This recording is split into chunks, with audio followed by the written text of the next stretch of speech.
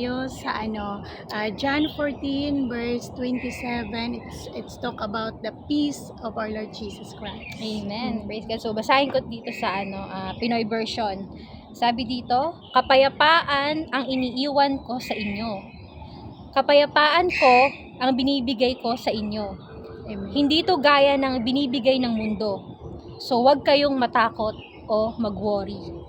Amen. Praise Amen. God. Wow, what a powerful word of Jesus. Amen. Jesus mismo. Yes, amen. So, sis, ang context ng verse na ito si Jesus mismo ang nagsasalita dito. Sinasabi niya to sa kanyang mga disciple, no? During the Last Supper, bago siya maipako sa krus, no? Ito yung parang binibili ni Jesus sa kanila, iniiwan na salita sa kanila ng Panginoon na sinasabi na kapayapaan ang iniiwan ko sa inyo. Kapayapaan ko ang binibigay ko sa inyo. Hindi ito gaya ng binibigay ng mundo. So huwag kayong matakot o mag-worry. Amen. Wow, praise Diba? God. Grabe. 24 hours o wala ng 24 hour na siya ay dakpin, siya ay kumbaga ipako sa krus ng dahil sa ating mga kasalanan, knowing na alam niya na ito ay mangyayari.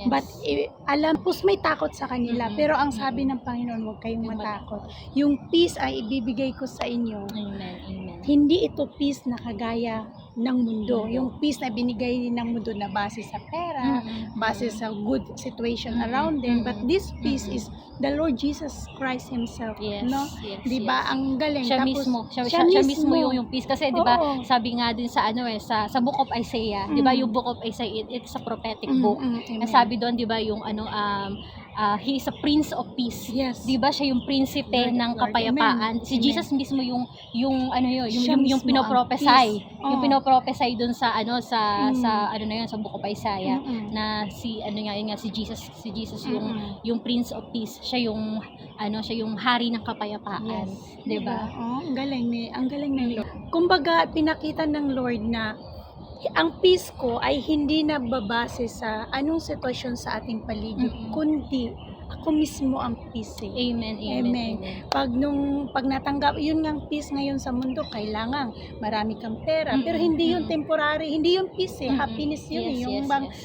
ang peace kasi at ang joy, yun yan siya, Oh, yes. together Amen, yun sila. amen. Pag may peace ka, automatic na may joy ka sa Amen, puso mo. amen. Ang joy kasi, magkaiba yan sila sa happiness Yes, Ang yes. happiness ay, it's depend upon the happenings around you.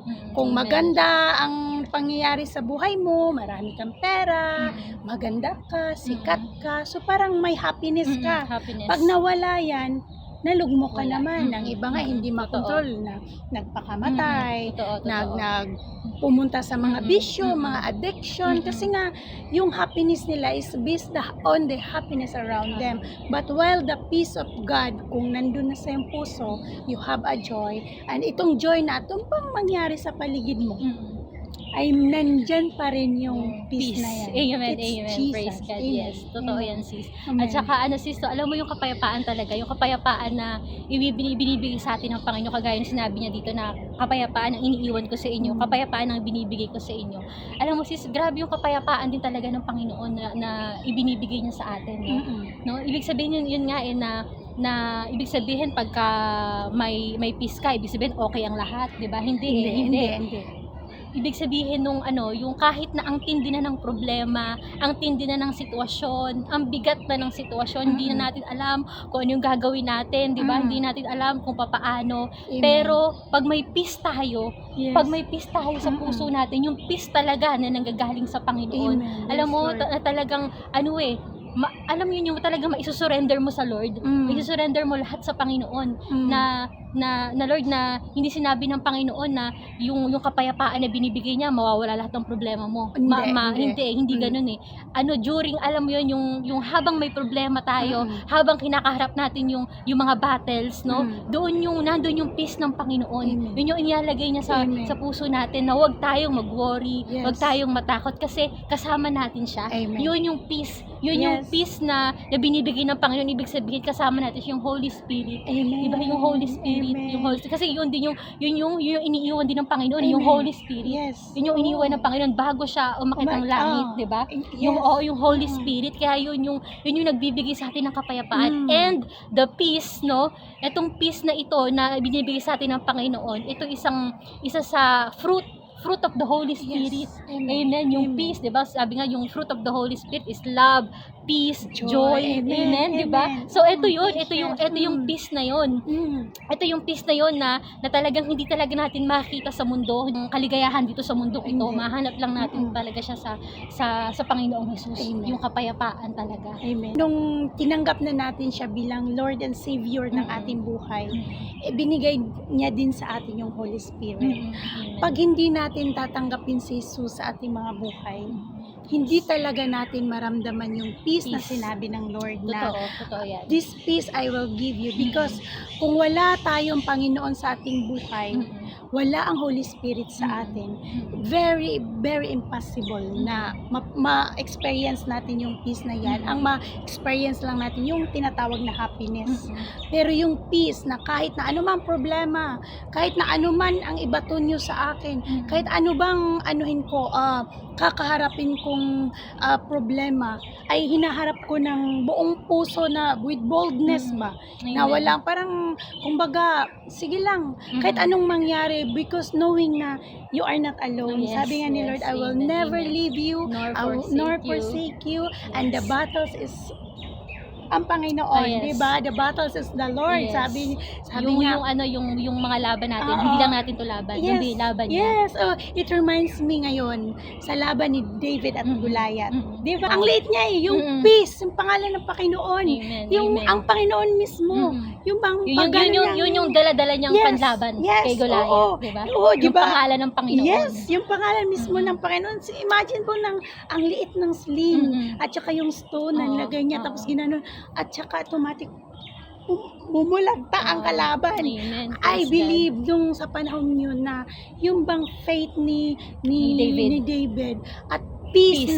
na talagang hinarap niya with peace of his mind, knowing na itong battle na ito hindi naman akin eh. Yes, Ang amen. battle na ito ay ang Panginoon. Panginoon. Amen. So, Praise yun, God. yung ba, kumbaga, ang bawat laban natin, ano pang kalaki yung problema natin?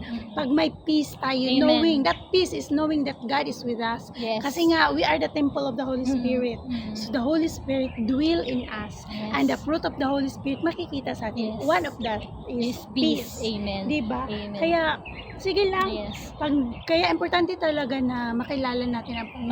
Panginoon. Kasi Ay i-accept natin siya bilang Lord at Savior. Kasi pag wala, hindi natin mararanasan Hindi. yung peace Hindi na talaga. talagang galing sa Panginoon. Hindi no? talaga. Nakakaranas man tayo ng peace dito sa mundong ito. Oo. Sabi, 'di ba, na pag may peace ka, pag marami kang pera, 'di ba? Oo, Pero hindi hindi rin. rin. Hindi natin mahanap sa maraming pera or sa wala kang problema Oo. ang kapayapaan, no? Hindi.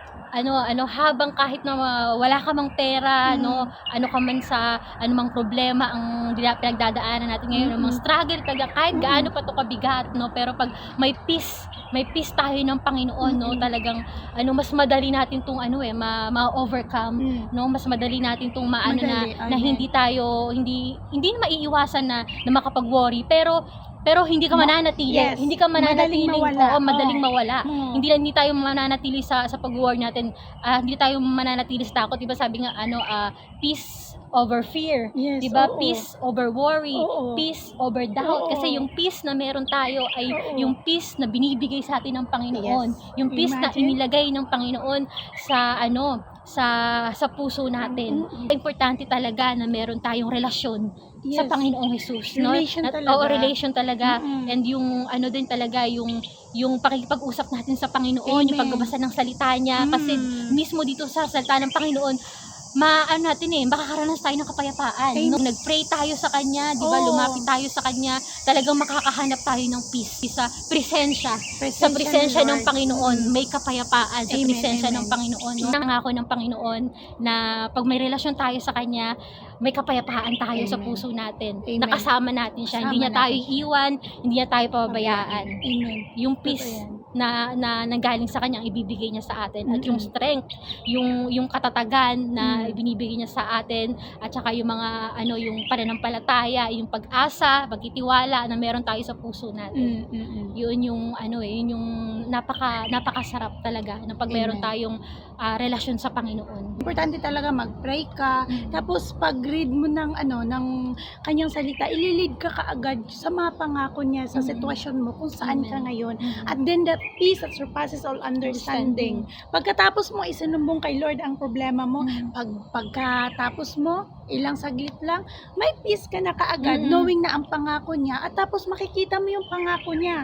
Pagka after many days, weeks man yan, makikita mo, hala Lord, totoo ka talaga sa salita. Totoo. Pag may Amen, problema, amen. pagkukulang, minsan Lord, kailangan ko na ng ganito, ganyan. Pero pagkatapos mo inilahad sa Kanya, may pangako ang Lord. Tapos, along the way, may probation na darating. Amen, May praise God. open doors na bubukas para sa'yo. Guard mo yung puso mo. Nung natanggap mo na ang Panginoon, tapos nagkaroon ka na ng peace, na for the long time, hindi mo naranasan. Yung natanggap mo na yung peace, alam, may peace pala na ganito. Yung peace Totoo, pala na totoo. kahit may problema ka, makakatulog ka na mahimbing sa gabi. Oo, totoo Kahit yan, na ang totoo yan. dami nang inilatag sa iyo ng Oo, problema, totoo. ang peace mo pa rin ay talagang may kumbaga, it's okay. Parang ganun ba? It's okay. Nandyan ang Panginoon.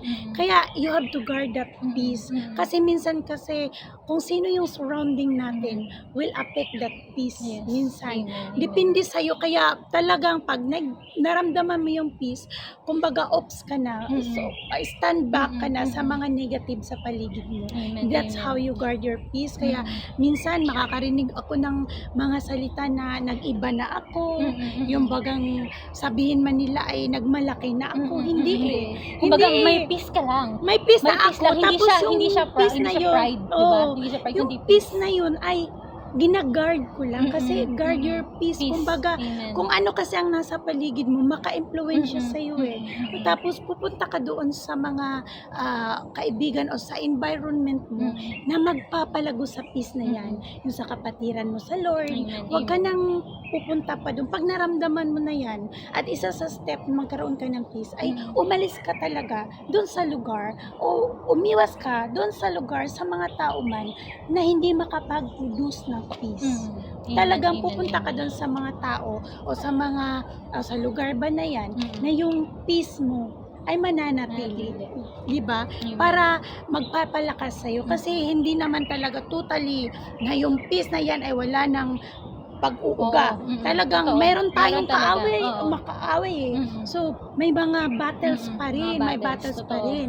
Pero, pag yung peace na yan, knowing na nandyan si Lord at sa mga kapatiran natin na, sige lang sis, kaya mo yan sis, don't worry sis, magbasa ka ng word ng Lord sis, manatili ka kay Lord sis, mapangalagaan mo yan, yung Amen, peace na yan, amen, kaysa doon sa walang, kumbaga hindi wisdom ang ibinibigay sa'yo, kumbaga shaking ang Amen. peace mo, kaya you have to guard your peace. Amen. Kaya patuloy tayong magtiwala sa ating Panginoon. Tanggapin natin siya bilang Lord and Savior ng ating mga buhay. Amen. At kung anong sitwasyon man meron tayo, nandyan ba tayo sa kasalanan, mag-repent na tayo at tumalikod upang matanggap natin yung peace that surpasses all understanding na sinabi ng Lord. And yung sinabi ng Panginoon dito, no, sa mga disciple niya, nasabi niya, kapayapaan ang iniiwan ko sa inyo, kapayapaan ang binibigay ko sa inyo. Hindi ito kagaya ng kapayapaan na binibigay ng mundo. Kaya sabi niya dito, huwag kayong matakot, kaya huwag kayong mag-worry. So,